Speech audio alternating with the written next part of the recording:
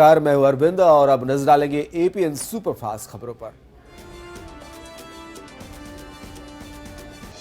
राजधानी दिल्ली में पहली बार जानलेवा बीमारी बर्ड फ्लू का खतरा मंडरा रहा है। दिल्ली चिड़ियाघर में एक के बाद एक 10 पक्षियों की मौत हो गई। खतरे की बात यह है कि इन पक्षियों में H5N1 वायरस की पुष्टि भी हुई है। अब चिड़ियाघर प्रशासन दूसरे पक्षियों की भी जांच करवा रहा है और एहतियातन चिड़ियाघर को बंद कर दिया गया है। आपको बता दें कि पक्षियों से इस बीमारी के इंसानों में भी फैलने का खतरा रहता है। दिल्ली की सबसे बड़ी मुर्गा मंडी गाजीपुर में अचानक से 50% बिक्री कम हो गई है। आज दिल्ली सरकार के सामान्य प्रशासन मंत्री गोपाल राय गाजीपुर मुर्गा मंडी का जायजा लेंगे। दिल्ली चिड़ियाघर को बंद रखने का फैसला लिया गया है। पक्षियों की जांच का काम भी लगातार जारी है और रिपोर्ट आने के बाद आगे एक्शन लिया जाएगा। डियर पार्क से भी कुछ जो है पक्षियों के डेथ की खबर आई थी, जिसको भी अभी जांच के लिए भेजा गया है। तो अभी एहतियात के तौर पर ये सारे प्रिकॉशंस लिए जा रहे हैं, जिससे कि किसी तरह की कोई हम चूक नहीं करना चाहते हैं।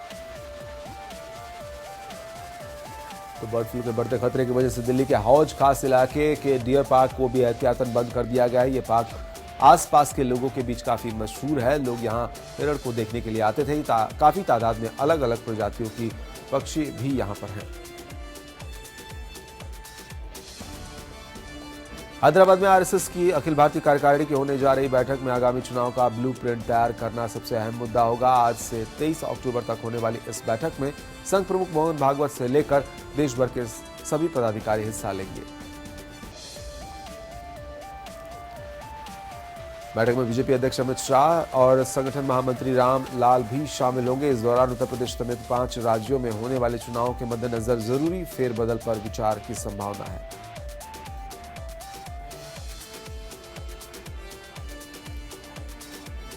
जेएनयू कैंपस से लापता छात्र नजीब अहमद का अब तक कोई सुराग नहीं मिला है। एसआईटी की टीम नजीब को ढूंढने के लिए तमाम कोशिशें कर रही है। नजीब की सकुशल रिहाई के लिए देर रात छात्रों ने कैंडल मार्च किया और वहीं आज जेएनयू के छात्र गृह मंत्रालय तक पैदल मार्च करेंगे। बदायूं में नजीब के परिजनों का रो रो कर बुरा हाल है। इस मामले में दिल्ली पुलिस ने गुमशुदगी की रिपोर्ट दर्ज की है। साथ ही बदायूं आकर भी नजीब के परिजनों से पूछताछ की गई है, जहां नजीब के परिजनों का कहना है कि वह कहीं किसी के भी राजनीति का शिकार न हो गया हो, क्योंकि आजकल जेएनयू राजनीति का अड्डा बना हुआ है। सिर्फ ये है कि पुलिस हमें हमारा बच्चा बस दे दे तलाश कर। बच्चे को यूनिवर्सिटी में पढ़ाना भी नहीं है हमें वहाँ पर। उस यूनिवर्सिटी में गलती थी बहुत बड़ी, जो हमने एडमिशन वहाँ दिला दिया उस बच्चे का, वरना मतलब ये कि जो राजनीति का अड्डा हो गया अब तो वो। आज पुलिस स्मरणोत्सव दिवस है। देश भर में कानून व्यवस्था को दुरुस्त रखने के लिए योगदान निभाने में जान की बाजी लगा देने वाले पुलिसकर्मियों के योगदान को आज के दिन सराहा और याद किया जाता है। इस अवसर पर देश के अलग अलग हिस्सों में कार्यक्रम का आयोजन हुआ। दिल्ली में भी इस अवसर पर भव्य कार्यक्रम का आयोजन हुआ। गृहमंत्री राजनाथ सिंह भी स्मरणोत्सव दिवस कार्यक्रम में शामिल हुए और पुलिस के शहीद जवानों को श्रद्धासुमन अर्पित किया। इधर यूपी में भी इस मौके पर पुलिस स्मृति दिवस परेड का आयोजन लखनऊ पुलिस लाइन में किया गया और सूबे के मुख्यमंत्री अखिलेश यादव इस कार्यक्रम में मुख्य अतिथि रहे। मुख्यमंत्री यूपी पुलिस के 116 शहीदों को उन्होंने श्रद्धांजलि दी और 7 शहीदों के परिजनों से मुलाकात की। आज पुलिस स्मृति दिवस पर इन सभी को श्रद्धासुमन अर्पित किया गया। अगर आगे बढ़कर के भी नियमों को थोड़ा बदल करके भी अगर इन साहसी जवानों को जो शहीद हुए, जिन्होंने जान निछावर की, उनकी मदद करनी पड़ी तो सरकार ने की है। और इस बार दिवाली पर सरकार देश के आम नागरिकों को एक बड़ा तोहफा देने जा रही है। सरकार अपनी महत्वाकांक्षी क्षेत्रीय संपर्क योजना उड़ान उड़े देश का आम नागरिकों की आज आधिकारिक घोषणा करने जा रही है। इस योजना के तहत आम आदमी न्यूनतम 2500 रुपए के किराए में हवाई सफर कर सकता है। सूत्रों ने बताया कि केंद्रीय नागर विमानन मंत्री अशोक गजपति राजू उड़ान योजना के अंतिम तौर तरीकों की आज घोषणा कर सकते हैं।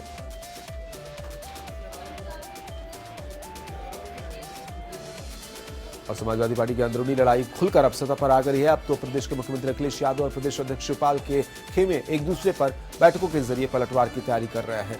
आज सपा के जिला अध्यक्षों और महासचिवों की बैठक बुलाई गई। बैठक को लेकर समाजवादी पार्टी मुख्यालय पर नेता जुटने भी लगे हैं। बैठक के लिए शिवपाल सिंह यादव भी पहुंच चुके हैं।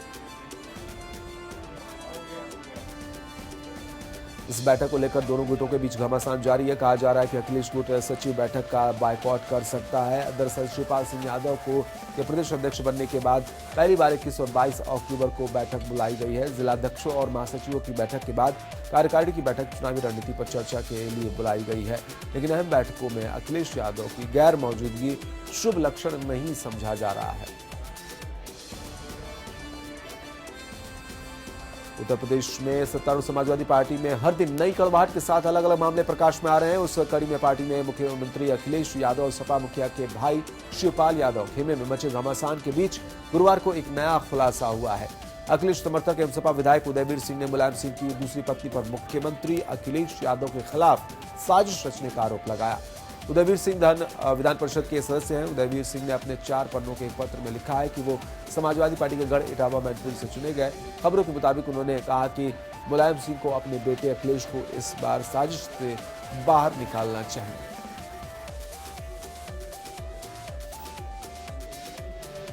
यूपी सपा के मुखिया मुलायम सिंह के छोटे भाई शिवपाल यादव पर भी उन्होंने हमला बोला और कहा कि शिवपाल यादव अखिलेश की सौतेली मां के लिए सियासी मोहरे का काम कर रहे हैं।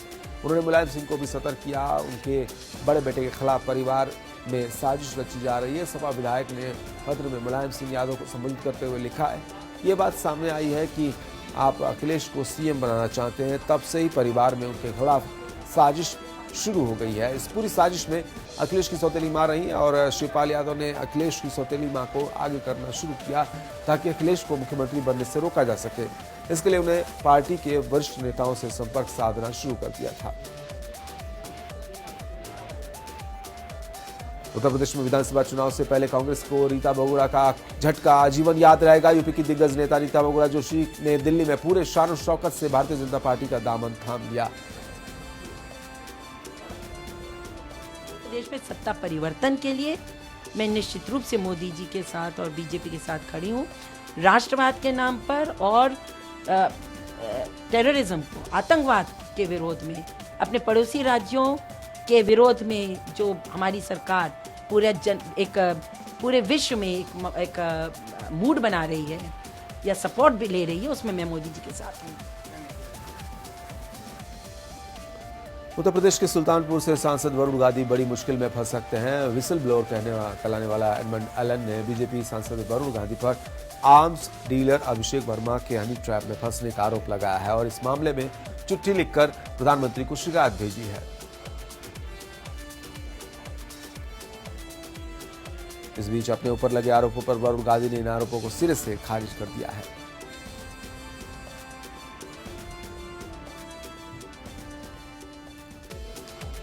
फैजाबाद में एक बुजुर्ग महिला की सड़क पर लहूलुहान शव मिलने पर हड़कंप मच गया। परिजनों ने महिला की हत्या का आरोप लगाया। हालांकि पुलिस अभी पोस्टमार्टम रिपोर्ट का इंतजार कर रही है। पुलिस अभी हत्या और सड़क दुर्घटना के बीच उलझी हुई है। परिजनों ने हत्या का आरोप एक मंदिर के महंत पर लगाया है। दरअसल कोतवाली नगर के मकबरे की रहने वाली बुजुर्ग महिला द्रौपदी की बगल की ही एक मंदिर के महंत जयप्रकाश दास के मकान के बंटवारे का मुकदमा वहां पर चल रहा था, जिसको लेकर कल अदालत का फैसला आने वाला था, लेकिन फैसला आने के पहले ही महिला की संदिग्ध हालत में मौत हो गई।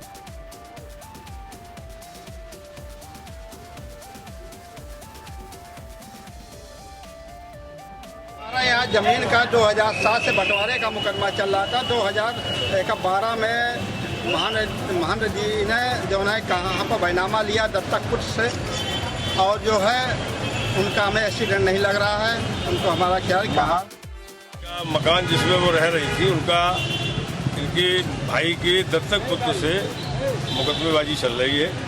आज संभवतः लघुवाद न्यायालय में फैसले की डेट लगी थी, तो इसमें संदिग्ध हालत में लाई गई है, मृत घोषित हुई है। पोस्टमार्टम आने के बाद उस पर यथोचित कार्रवाई। उन्नाव जिले के पूर्वा कोतवाली इलाके में एक 7 साल की नाबालिग बच्ची के साथ रेप का मामला सामने आया है। पड़ोस के ही रहने वाले छोटू नाम के युवक ने बच्ची के साथ दुष्कर्म किया और इस घटना के 7 दिन बीत जाने के बाद आला अधिकारियों के आदेश पर उन्नाव पुलिस ने मामला दर्ज कर लिया और अब कार्रवाई में जुट गई है। थाने में कोई सुनवाई नहीं हुई, सारा दिन थाने में बैठे रहे। सुलह बनाने की दबाव डाली जा रही, मारे को धमकी दिया जाता है हमारी नातिन को कि सुलह हो जाए, तो हम लोग सुलह नहीं हो। बच्ची के साथ दुष्कर्म का प्रकरण आया, इसमें गृह विवेचना की जाए।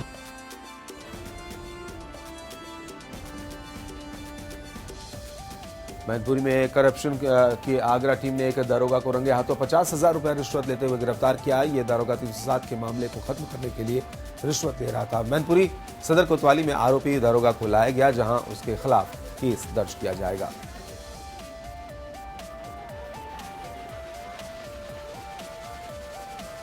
गोरखपुर के जिला अस्पताल में कल एकाएक हड़कंप मच गया। यह हड़कंप मचा गोरखपुर के दौरे पर आए प्रदेश के राज्य मंत्री शिव प्रताप यादव के आने की वजह से। मंत्री जी अचानक जिला अस्पताल पहुंचे। सबसे पहले मंत्री जी ओपीडी के गेट पर पहुंचे, फिर वहां सीएमएस को न पाकर उनके चार्ज पर मौजूद डॉक्टर से मिलकर सीधे सीएमओ ऑफिस में पहुंच गया और वहां अंदर घुसते ही जब सीएमओ की कुर्सी खाली मिली तो मंत्री जी नाराज हुए। सीधे बिना किसी से कहे सीएमओ की कुर्सी पर जाकर बैठ गए और फिर सीएमओ और सीएमएस और बाकी अधिकारियों की उपस्थिति की रजिस्टर मंगवाई गई। फिर काफी देर सबकी क्लास लगती रही। जिला अस्पताल के वार्ड में जाकर उन्होंने मरीजों के हाल चाल को जाना। उन्होंने कुछ मरीजों ने बाहर से पर्ची पर दवा लिखवाते हुए देखा, जिस पर जमकर अधिकारियों की फटकार लगाई गई। महिला वार्ड था ना, एक संविदा के डॉक्टर है, चौधरी है, उनके खिलाफ एक्शन लिया जाएगा। फिजिशियन है, केयरलेस है और उनका बिहेवियर भी ठीक नहीं है, जैसा कि पेशेंट्स ने उनके जो परिवार के लोगों ने बताया। और आगरा में एक प्रेमी प्रेमिका को जिंदा जलाने की कोशिश का मामला सामने आया है। प्रेमिका ने अपने मां बाप पर केरोसिन डालकर जिंदा जलाने का संगीन आरोप लगाया है। प्रेमी और प्रेमिका ने किसी तरह थाने पहुंचकर अपनी जान बचाई। पुलिस इस मामले की जांच में जुट गई है।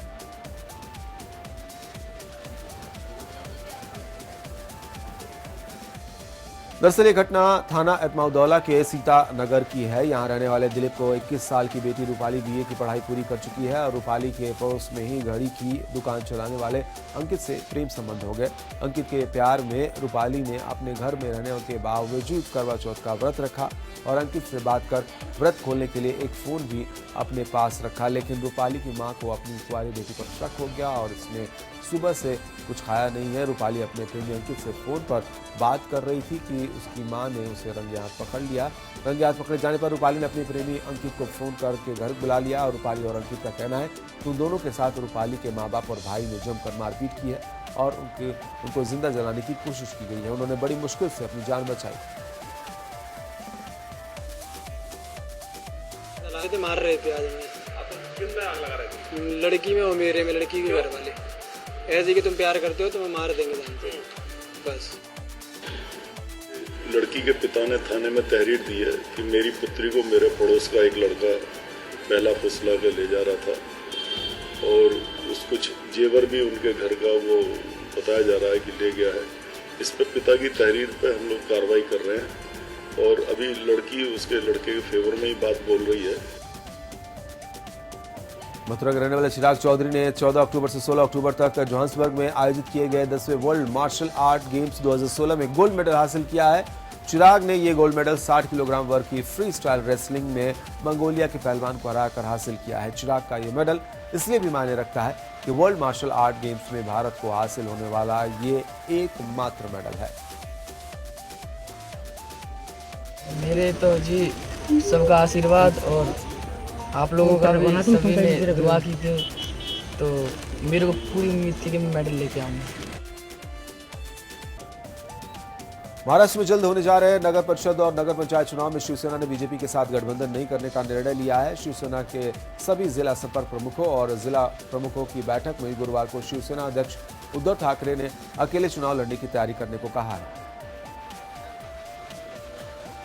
शिव सैनिकों ने बैठक की शुरुआत में उद्धव ठाकरे से निकाय चुनाव में बीजेपी के साथ गठबंधन नहीं करने का सुझाव दिया था। कुछ पदाधिकारियों ने संदेह व्यक्त किया और महाराष्ट्र में बीजेपी की लहर से शिवसेना अकेले चुनाव लड़कर जीत पाएगी क्या, इस पर उद्धव ने कहा है कि लालू नीतीश ने बीजेपी को धूल चटाते हुए अपने बल पर सत्ता हासिल की।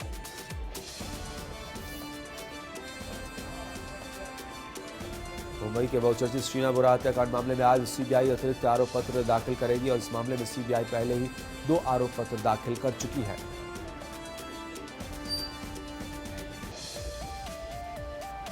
ड्राइवर के सरकारी गवाह बनने के बाद नए खुलासे सामने आने से सीबीआई ने जांच की और आज अतिरिक्त आरोप पत्र दाखिल करेगी सीबीआई और इस मामले में इंद्राणी मुखर्जी, पीटर मुखर्जी और संजीव खन्ना आरोपी हैं।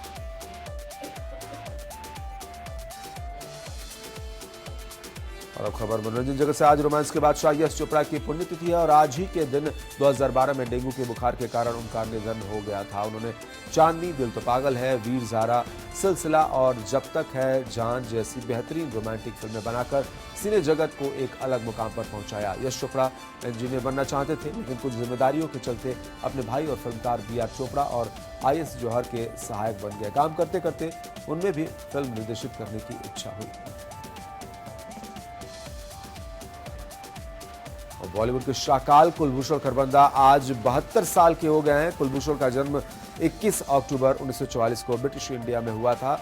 कुलभूषण पहले थिएटर आर्टिस्ट थे और उन्होंने अपनी फिल्मी करियर 1974 में शुरू की थी। उनकी पहली फिल्म निशान थी और फिल्मों में कुलभूषण को पहला मौका शान बेनेगल ने दिया था। कुलभूषण ने कई फिल्मों में नेगेटिव रोल भी किए हैं। शान फिल्म में उनके शाकाल का किरदार उन्होंने निभाया था और इस फिल्म में उनका ये किरदार दर्शकों को बेहद पसंद आया था। और अब खबर खेल जगत से। न्यूजीलैंड के साथ सीरीज के दूसरे वनडे में भारत 6 रन से मैच हार गया। दिल्ली के फिरोज शाह कोटला मैदान में हुए इस मैच में भारत का टॉप ऑर्डर फ्लॉप रहा।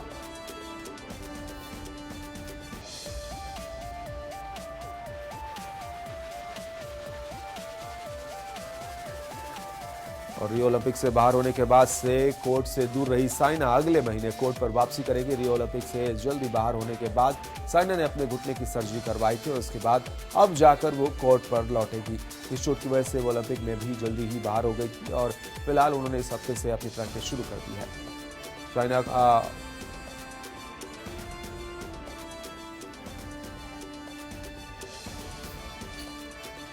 उड़ी हमले और फिर सर्जिकल स्ट्राइक के बाद भारत और पाकिस्तान के बीच लगातार दूरी बढ़ती जा रही है। पाकिस्तानी सूत्रों के मुताबिक आज से यहां भारतीय चैनलों और रेडियो कंटेनर पर पूरी तरह से बैन लगा दिया गया है। इसकी जानकारी Pakistani electronic media regulatory authority ने दी है। अमेरिका में राष्ट्रपति पद के लिए रिपब्लिकन पार्टी के उम्मीदवार डोनाल्ड ट्रंप का कहना है कि अगर चुनाव होता है तो उनकी जीत होती है तो वो चुनाव के नतीजे को पूरी तरह से स्वीकार करेंगे, नहीं तो इसे चुनौती देंगे।